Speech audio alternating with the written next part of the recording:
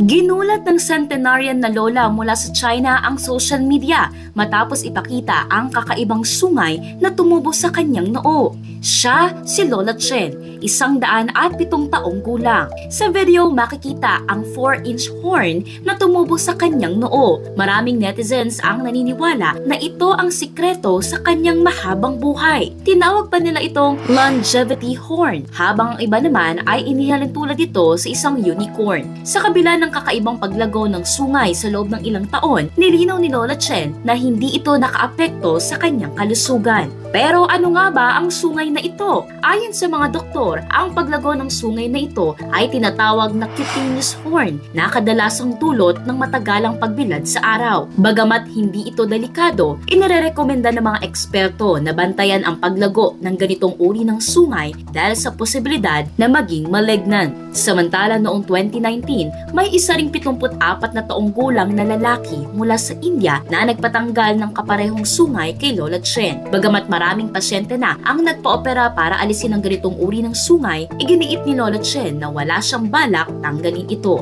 Para sa iba pang kakaibang kwento tulad nito, mag-follow at mag-subscribe sa social media pages ng News 5.